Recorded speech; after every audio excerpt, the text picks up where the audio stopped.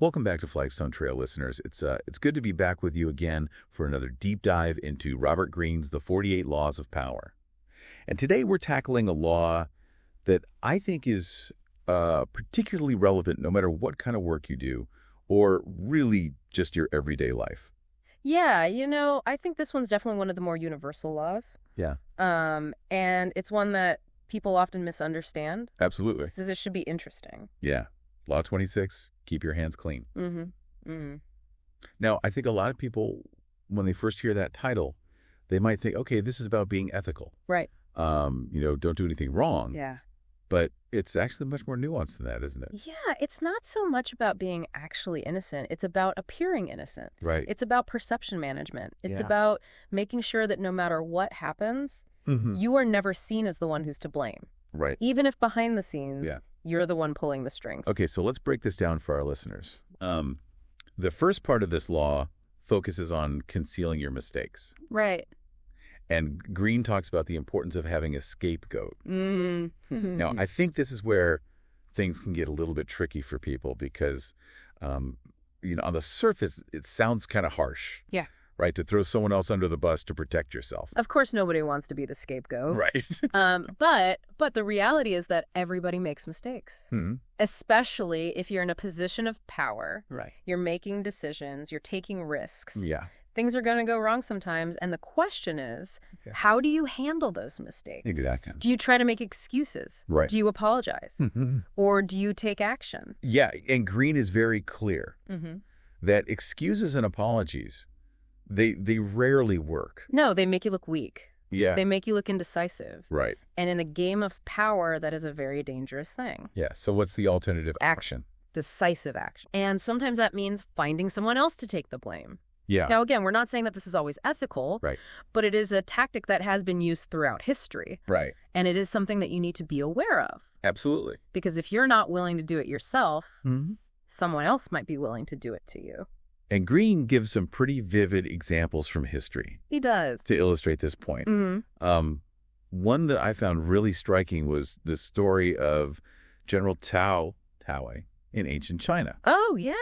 Now, this guy was a brilliant military strategist. Absolutely. One of the great figures of Chinese history. Yeah, but even he made mistakes. Mm-hmm. Mm-hmm. Right? He was a human being, after all. He was human, and he made a critical miscalculation during a siege. He did. Right? Yeah. He underestimated how long it would take for grain supplies to reach his army. Right. His troops were starving. His troops were starving. And rumors began to spread that he was hoarding food for himself. Right. So he was in a really dangerous situation. Yeah, he was facing a potential mutiny. Yeah, absolutely. So what did he do? So he needed a solution, and fast. Mm-hmm. He called a meeting of his officers, Right. and he announced that the chief of commissariat Mm-hmm. was responsible for the food shortage, Right. and he had him executed on the spot. Wow. It was a brutal act, Yeah. but it was effective. Yeah. The grumbling stopped, Mm-hmm. and Ts'ao maintained control of his army. So it was a power move, It was. and it was a really clear example of how sometimes you have to make a tough call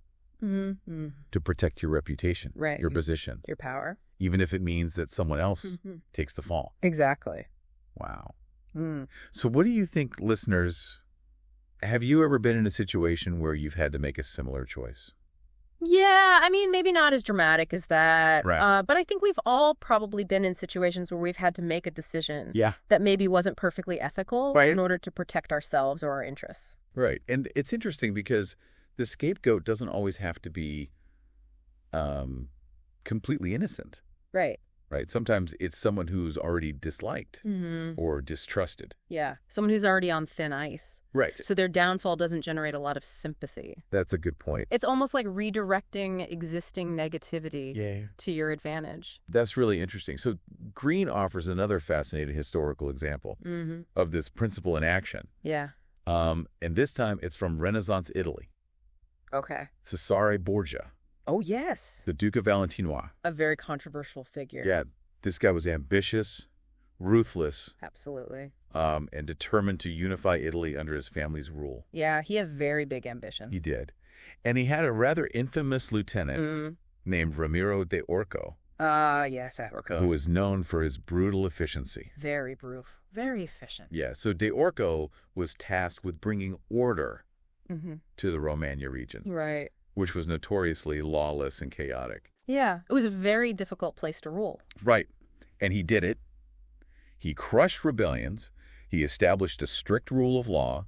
And he instilled fear. Absolutely. In the hearts of criminals. Fear was his main tool. Yeah, but his methods were extreme, to put it mildly. Yeah.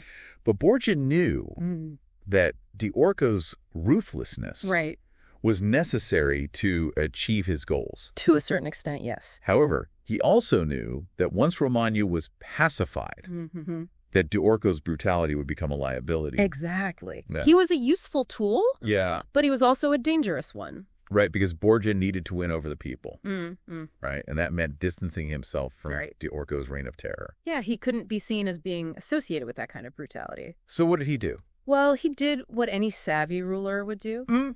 He got rid of De Orco. Okay. In a very public way. Yeah, he orchestrated a public spectacle. He did. Right, De Orco was arrested, tried, and executed. And to really drive home the point, Right.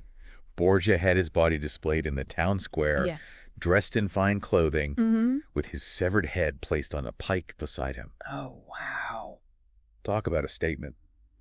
Yeah, it was a pretty clear message. It was. And it was an effective one. Yeah, what was the message? I am a just ruler who has punished a cruel tyrant. Right. I am on your side. He shifted the blame, appeased the public, Right. solidified his power. And he kept his hands clean.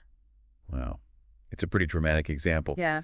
But it really illustrates how distancing yourself from a controversial figure, even one who has served you well, can be crucial for maintaining power and public approval. Absolutely. It's about recognizing when an alliance has become more of a liability than an asset. Right. And it's about taking decisive action to protect your own image. Exactly. Even if it means sacrificing someone who was once a valuable ally. It's a tough lesson. It is. Well, it's an important one. And this isn't just for rulers and politicians. Right. This is for anyone in a position of authority. Right? Sometimes you have to make tough choices to safeguard your reputation and maintain your standing. And remember, it's not just about avoiding blame. Right. It's also about strategically taking credit for the successes of others. Oh, so claiming victory without getting your hands dirty. Exactly. This brings us to another aspect of Law 10-6. Okay. The cat's paw. Can you explain what that means for our listeners? So the cat's paw is basically someone you use to do your dirty work for you. Okay. It's about manipulating others to achieve your goals, about directly involving yourself. So it's kind of like being a puppet master. Yeah. But in a more discreet and subtle way. Exactly. Okay. And for a perfect illustration of the cat's paw in action, we need to look no further than Cleopatra, the last pharaoh of ancient Egypt. A master manipulator. Yeah, she was incredibly skilled at playing the political game. Absolutely. She used her charm, her intelligence, and let's be honest, her seductive powers to get Roman generals like Julius Caesar and Marc Antony to do her bidding. Yeah, she knew how to get what she wanted. She did. Yeah. Now, why did she do that? Why didn't she just openly challenge her rivals for the throne? Well, because that would have made her look power-hungry and ruthless. Right. She understood that perception was everything, so she played the victim. She appealed to Caesar's sense of justice and Antony's romantic nature to get them to fight her battles for her. And they fell for it. They did. Hook, line, and sinker. Yeah. Right? Yeah. Caesar helped her reclaim the throne and defeat her brother in battle. Right. Later, Antony eliminated her sister, Arsinoe, who was her last major rival. So she achieved her goals without ever appearing to be the one pulling the strings. Exact. She maintained this image of innocence and even garnered sympathy. Right. While her enemies were systematically eliminated. Yeah, it was a very clever strategy. All thanks to her masterful use of cat's paws. It's brilliant. It is. Right? You achieve your goals by subtly influencing the actions of others. Right. Especially when those others are more powerful than you. Exactly. You let them do the dirty work. And You maintain a clean and innocent facade. It's a classic power move. It is. And it's a strategy that's just as relevant in the modern workplace. No, absolutely. As it was in ancient Egypt. Yeah. Think about it, listeners. Have you ever been in a situation where you needed to get something done, right, but you didn't want to be the one to do it directly? Maybe you needed to gather information about a rival. Right. Or undermine their position. Yeah. Instead of doing it yourself. You could subtly influence a colleague. Right. Who's known for gossiping. Or who's eager to please. Yeah. You plant the seed. And they do the rest. Exactly. It's all about leveraging existing dynamics. Right. To your advantage. It's about being a student of human nature. Right. Understanding people's motivations. And using that knowledge to your advantage. And Greene gives us a perfect example of this. Okay. With Mao Zedong. During the Chinese Civil War. Yeah. So Mao was facing a formidable opponent in Chiang Kai-shek. Right. And the nationalist forces. They were a very powerful force. They were on the verge of crushing the communists when Japan invaded China. Oh, yeah. That changed everything. Right. Most leaders would have seen this as a complete disaster. Yeah. But Mao saw an opportunity. He did. He proposed a temporary truce. Right. With Chiang to fight the Japanese together. Yeah. Chiang, under pressure from the Allies, agreed. But it was a huge miscalculation. It was because Mao knew that the Japanese invasion would actually weaken the nationalists far more than the communists. The nationalists, with their traditional army structure, they bore the brunt of the Japanese attacks. Right. The communists, on the other hand, they used guerrilla tactics to avoid major confrontations and even expand their influence. Wow. So in essence, yeah, Mao used the Japanese as his cat's paw to weaken his main rivals. Exactly. Wow. By the time the Japanese were defeated, the nationalists were exhausted and demoralized. Right. While the communists were stronger than ever. Yeah, it was a brilliant strategy. It was a brilliant example of strategic thinking. He turned a potential disaster into a strategic victory. Exactly. By recognizing an opportunity to leverage the actions of others to his advantage. He played the long game. He did. And he emerged as the victor. Wow. This is a great example of how sometimes taking a step back can actually set you up for a much larger leap forward. Right. What might seem like a setback can actually be an opportunity. Yeah. If you can just recognize how to use it to your advantage. Exactly. Think about your own career or personal life, listeners. Have you ever encountered a situation that seemed like a roadblock at first, but actually turned out to be a blessing in disguise? I think we all have. Yeah. It's just a matter of perspective. It is. And recognizing the opportunities that are hidden within challenges. Absolutely. And, you know, we've been talking about these grand historical examples. But I think it's important to emphasize that these principles, they can be applied in much more subtle ways. Yeah, absolutely. Even in seemingly harmless settings, like social clubs, community organizations, even online communities. They're all microcosms of power struggles. Absolutely. Every group of people has its own power dynamics. Yeah, let's take the online world, for example. Right. Let's say you have a brilliant idea for a project you want to promote online. Right. But you're a newcomer. You don't have much clout. Okay. If you directly promote yourself, it might seem too aggressive. Yeah, especially online where people are very sensitive to anything that seems like self-promotion. So what do you do? Well, you could try to be more subtle. You could try to plant the seeds of your idea with influential members of the community, maybe in casual conversation, or by anonymously leaking hints of your project. Yeah. Just to pique curiosity. Exactly. Like generate some buzz. And then when the idea gains traction through these influencers, you can step forward. Right. As if you're responding to popular demand. Yeah. You become the humble servant of the community, not the ambitious self-promoter. Exactly. And because you were subtle, and you didn't directly promote yourself, you maintain a certain level of plausible deniability. That's right. You keep your hands clean. It's a brilliant strategy. It is. It's about appearing to be led by the will of the people, even if you're the one subtly orchestrating the entire show. Yeah. And it's a reminder that perception is everything. Right. especially in the digital world. Yeah, your online reputation is everything. Where reputations are built and destroyed in an instant. Absolutely. Welcome back to Flagstone Trail. As we dig deeper into Law 26, keep your hands clean, we're going to uncover some more historical examples and practical applications of this law.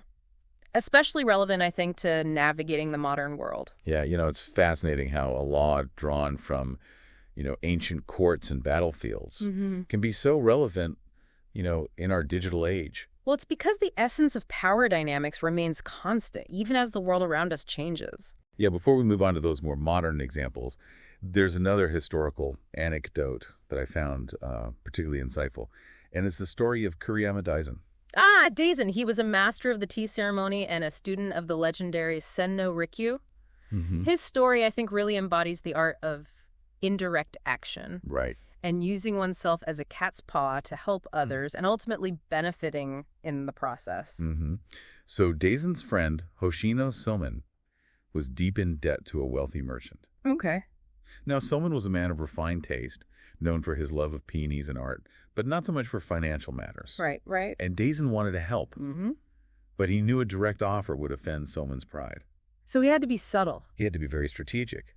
Now, Daisen was a subtle strategist. He was. He admired a painting by Kano Tenyu in Somen's possession. Okay. And he expressed his admiration so sincerely that Somen insisted that Daisen accept it as a gift.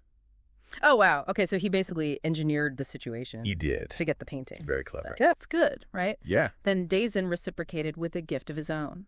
Okay. A priceless vase made by Sen-no Rikyu, bearing an inscription from Emperor Hideyoshi. Oh, wow. So this is a very valuable vase. Very valuable. But there was a clever twist to this seemingly generous gesture. Okay, I'm intrigued. Daisen suggested that if somebody didn't care for the vase, he could perhaps gift it to the merchant who held his debt. Oh. And Daisen even mentioned that the merchant possessed a piece of fancy paper. Right, referring to the IOU. Alluding to the IOU. I see. Someone understanding his friend's subtle maneuvering, exchanged the vase for his debt and emerged free from financial burden. Wow, so he basically orchestrated the whole thing. He orchestrated this whole exchange. Yeah. It's brilliant. It is a brilliant example of using indirect action to achieve a win-win situation. Daisen helped his friend. He got a valuable painting. Right. And he maintained this kind of delicate balance of favors and obligations within his social circle without ever, directly confronting anyone. Exactly. Or making anyone feel uncomfortable. That's a very elegant solution. It is a very elegant solution. And I think it's a valuable lesson for our listeners on how to navigate social situations with grace and strategic finesse. Yeah, it's about helping others. Right. While also advancing your own interests, but doing it in a way that preserves everyone's dignity. Now let's move from the tea room to the boardroom, shall we? Okay, let's do it. We've discussed how these principles can be applied in the workplace. Right. But as we said earlier, power dynamics exist everywhere. Think about community organizations, social clubs, even online communities. They're all microcosms of power struggle. Absolutely. Every group of people has its own hierarchies. Yeah, the online world's a perfect example. Yeah. Let's say you have a brilliant idea. Okay. You want to promote online, but you're a newcomer. Right. Without much clout.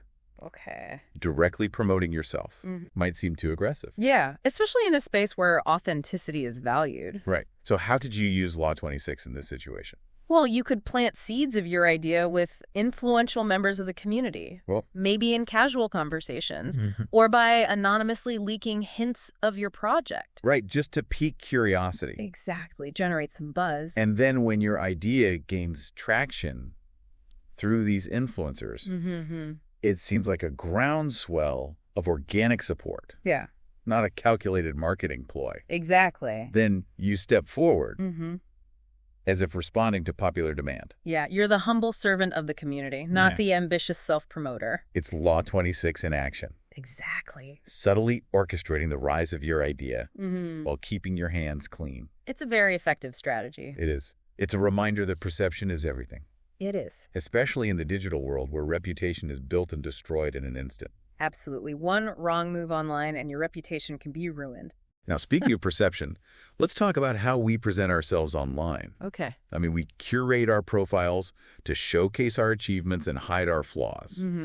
It's another aspect of Law 26 in action, isn't it? Yeah, we're all trying to create the best possible image of ourselves online. Right. It's like crafting a personal brand. Exactly. Presenting the best version of ourselves to the world. But remember, Greene warns against appearing too perfect. Right. Showing a minor flaw or a harmless vice can actually make you more relatable. Right. Less likely to provoke envy or resentment. Yeah, it's like the powerful executive who makes his self-deprecating joke. Right. It humanizes them, creates a sense of camaraderie. Exactly. Now, speaking of powerful figures, let's revisit the concept of the fall of the favorite, which we mentioned earlier.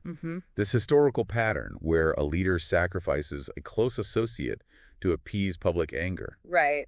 This still resonates today, doesn't it? Oh, absolutely. We see it all the time in politics. When a leader might dismiss an advisor who has become embroiled in a scandal. Right. It creates the appearance of decisive action, a commitment to accountability. Exactly. But it's also a way of distancing yourself from the problem. Right. Right. Protecting your own reputation. That's a classic power move. It is. It's a reminder that keeping your hands clean often involves tough choices. Loyalty is valuable, but it can't be blind. No, you have to be willing to cut ties with people who have become liabilities. It's about recognizing when an association becomes detrimental and taking steps to protect your own reputation, even if it means distancing yourself from someone you once considered an ally. It's a tough lesson, but it's an important one. And that principle applies to everyone. Yeah. Not just those in positions of leadership. Right. Recognizing when a relationship has become a liability is crucial for safeguarding your own interests. Absolutely. Sometimes you have to prune the dead branches to keep the tree healthy. It's like pruning a tree. Exactly. Removing dead or diseased branches to ensure the health of the whole organism. In the ecosystem of power, maintaining a thriving image requires constant vigilance and a willingness to make tough choices. This brings us to another crucial aspect of Law 26. Okay. Disguising your intentions. It's about being strategic. Right. Subtle thinking several steps ahead. Yeah, like a chess player anticipating their opponent's moves. A great example of this is the story of Zhuge Liang. Oh, yes, the brilliant Chinese strategist. The brilliant Chinese strategist. Yeah. He was once tasked with producing 100,000 arrows for the army in just 3 days. Okay, that seems impossible. A seemingly impossible task. Yeah. So instead of attempting the impossible, Zhuge Liang devised brilliant ruse. Okay, what did he do? He loaded boats with straw. Okay. And floated them towards the enemy camp under the cover of mist. Oh, wow. The enemy, fearing a trap, showered the boats with arrows, thinking they were repelling an attack. And they unwittingly supplied Zhuge Liang with the arrows he needed. Wow, that's brilliant. Classic example of using misdirection and exploiting your enemy's fear to your advantage. Yeah, he turned a disadvantage into a strategic victory. He turned a disadvantage into a strategic victory. Now, the key takeaway here is that disguising your intentions isn't about lying or deception. It's about crafting a narrative that conceals your true objectives while still being believable. Yeah, it has to be plausible. Right. It's about creating a smokescreen, diverting attention so you can achieve your goals without revealing your true motives. Exactly. Yeah. And the more unpredictable you appear, the more power you wield. It's like a charismatic leader who commands attention without revealing their game plan. Right. They keep everyone guessing. Now let's talk about another key element of this law. Okay. Planting information. We've touched on it with the cat's paw. Right. But it deserves further exploration. Yeah. It's a very powerful technique. Planting information is a subtle but incredibly effective way to influence outcomes. Absolutely. Think of it like a whisper campaign. Okay. Rumors and innuendos spread, subtly shaping public opinion without a clear source. Right. It's like a virus. It's hard to trace back to the source. So you maintain a semblance of innocence while influencing the narrative to your advantage. Exactly. A classic example of this is the con artist Yellow Kid Weil. Oh, yeah. I've heard of him. He used intermediaries' cat's paws to vouch for his legitimacy and lure wealthy victims into his schemes. So he used other people to build trust. He used other people to build trust. Yeah. He knew approaching them directly would raise suspicion. Mm-hmm. So he used pre-existing trust to lower their guard.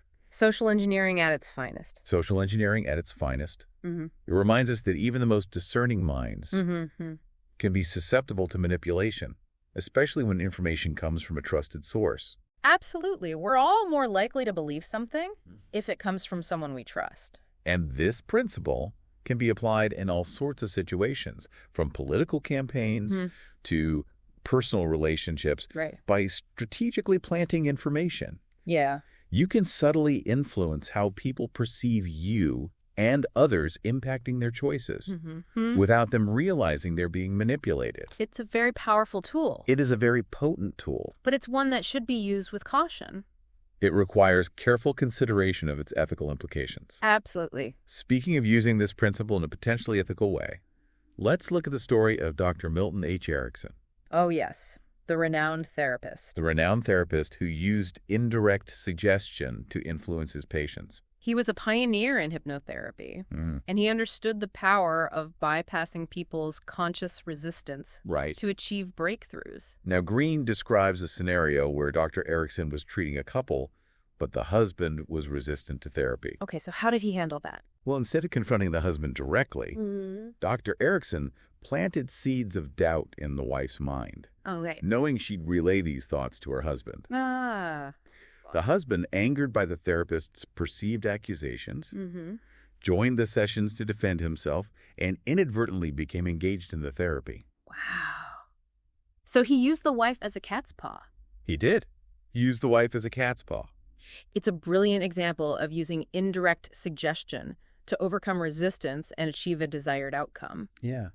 It shows that sometimes influencing someone isn't about confrontation. It's about subtle maneuvering. That's a valuable insight for anyone dealing with difficult people, whether it's in the workplace or in their personal life. Sometimes a little strategic suggestion can be more effective than a head-on approach. We've covered a lot of ground here exploring Law 26 in various contexts. But yeah. And we've seen how this law, while rooted in perception management, can be used for good as well as bad. Right. It all comes down to intent. Right. And ethical awareness. Now, in part 3 of our deep dive, we're going to explore some cautionary tales and delve into the ethical dilemmas associated with Law 26. This should be a fascinating discussion. Welcome back to Flagstone Trail. As we wrap up our exploration of Law 26, keep your hands clean, we need to address the ethical tightrope that comes with wielding this kind of power. Yeah, we've seen how this law can be used strategically, even for good. Right. But it's important to acknowledge the potential pitfalls. After all, manipulating perceptions, using others to achieve your goals, it can have some serious consequences. Absolutely. We already touched on the story of Queen Catherine de' Medici, right, whose attempt to eliminate a rival through a cat's paw backfired terribly. Yes, her plan to weaken both the Huguenots and the Guise family by manipulating others led to the St. Bartholomew's Day massacre. Right. A horrific chapter in French history. It's a chilling reminder that even the most cunning plans can have unintended and devastating consequences. Absolutely. Especially when you're playing with powerful forces that have their own agendas. Right. You can never fully control the actions of others. Yeah, Catherine's story really highlights the risk of assuming you can control other people's actions, particularly when violence or deeply held beliefs are involved. Exactly. It's a sobering thought. Even with seemingly good intentions. Right. Manipulating people can unleash forces beyond your control. And that brings us to the question of ethical responsibility. Law 26 provides strategic tools, right, but it's up to each individual to decide how to use them. It's like any tool, right? Yeah. Power itself isn't inherently good or evil. It's a tool. It's a tool. And like any tool, it can be used for construction or destruction. Exactly. The challenge is discerning the difference and making choices that align with your own moral compass. And sometimes the most ethical choice is to forego a strategic advantage, to resist manipulating or exploiting others for personal gain. It's about taking the path of integrity, even if it means sacrificing a potential win. Now let's bring this into the modern world. A very real ethical dilemma related to Law 26 is the use of scapegoats. in the corporate world. Right. We see this all the time. We've seen historical examples, but sadly, this practice is alive and well. Absolutely. In the pursuit of profit or to protect corporate reputations, individuals are often sacrificed. Their careers, their lives are upended. It's a betrayal of trust, a perversion of accountability and responsibility. The recent financial crisis is a prime example. Oh, yeah. When banks and financial institutions collapsed, it was often lower-level employees or so-called rogue traders who took the fall, while those at the top, the ones who created the conditions for the crisis, often escaped accountability. It's a classic case of power being used to protect those at the top, even when their actions have devastating consequences. And it's a stark reminder that the pursuit of power without ethical boundaries can lead to corruption and injustice. Now let's shift our focus to a more subtle ethical dilemma connected to Law 26. The use of cat's paws in personal relationships. Okay. While there are situations where this tactic might be employed, it's important to remember the potential for emotional harm and betrayal. Right. Even if you believe you're acting in someone's best interest, manipulating their feelings can damage the foundation of a healthy relationship. Absolutely. Imagine subtly encouraging a friend to date someone unsuitable, hoping it'll lead them to break up with their current partner. All right. You might think you're preventing future heartbreak, but you're manipulating your friend and disrespecting their autonomy. Exactly. Good intentions don't always justify unethical actions. So, as we reach the end of our deep dive into Law 26, I want to emphasize that while it offers valuable insights into power and perception management, it's not a guidebook for manipulation. Right. It's a way to understand how power operates, both historically and in our own lives, allowing us to navigate these dynamics with awareness and skill. Exactly. The choice of how to use this knowledge is ultimately up to each individual. It is. We can choose to use it for personal gain at the expense of others, or we can strive to use it to promote fairness, justice, and an ethical approach to power. It's a choice we all face. We do. Weighing the benefits against the costs. Right. Finding that balance, a balance aligned with our own values and principles. That's the true challenge. Well said. And remember, true power isn't about controlling others. It's about mastering ourselves. It's about cultivating wisdom, integrity, and a deep understanding of the human condition. And that's it for today's Flagstone Trail discussion. We appreciate your listenership